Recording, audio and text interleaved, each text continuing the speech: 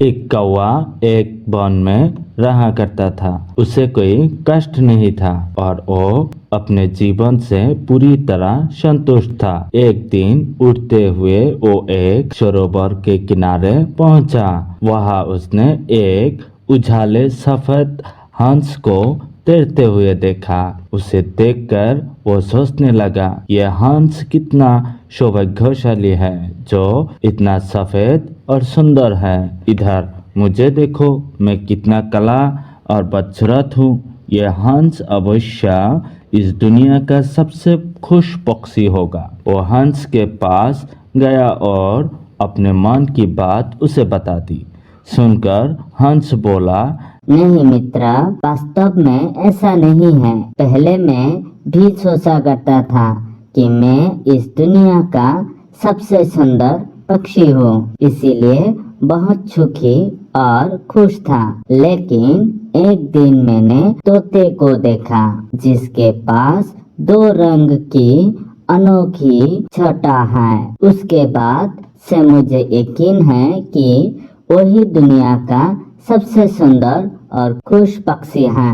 हंस की बात सुनने के बाद कौवा तोते के पास गया और उससे पूछा कि क्या वो दुनिया का सबसे खुश पक्षी है। तोते ने उत्तर दिया, मैं बहुत ही खुशगवार जीवन व्यतीत कर रहा था जब तक मैंने मोर को नहीं देखा था। किंतु अब मुझे लगता है कि मोर से सुंदर तो कोई हो ही नहीं सकता, इसीलिए वही दुनिया का सबसे सुखी और खुश पक्षी है। इसके बाद कौवा मोर की खोज में निकला। उड़ते उड़ते एक चिड़ियाघर पहुंचा। वहां उसने देखा कि मोर एक पिंजरे में बंद है और उसे देखने के लिए बहुत सारे लोग जमा हैं। सभी मोर के बहुत सराहना कर रहे थे।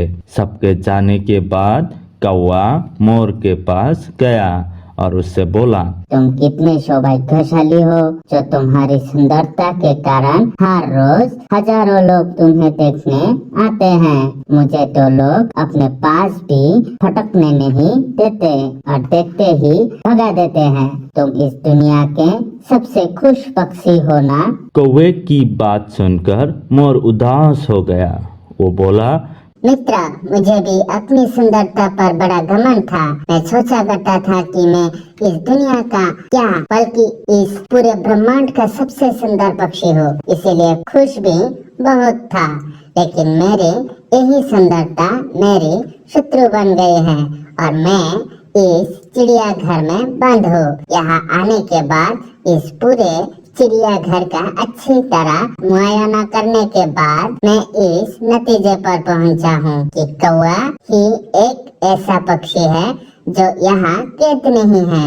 इसीलिए पिछले कुछ दिनों से मैं सोचने लगा हूँ कि काश मैं कौवा होता तो कम से कम आजादी से बाहर घूम सकता और तब मैं इस दुनिया का सबसे सुखी और खुश पक्षी होता। तो बच्चों, यहाँ से हमें क्या सीख मिलते हैं? मॉरल ऑफ द स्टोरी, हम हमेशा दूसरों को देखकर व्यर्थ ही स्वयं की तुलना उनसे करने लगते हैं और दुखी हो जाते हैं। भगवान ने सबको अलग अलग बनाया है और अलग गुण दिए हैं। हम इसका महत्व नहीं समझते और दुखों के चक्र में फंस जाते हैं। इसीलिए दूसरों के पास जो है उसे देखकर जलने की बजाय हमें हमारे पास जो है उसके साथ खुश रहना सीखना चाहिए। खुशी बाहर ढूंढने से नहीं मिलती, वो तो हमारे अंदर ही छिपा हुई होती है। तो फिर बच्चों, फिर मिलेंगे। तुम वीडियो को लाइक और शेयर जरूर करना।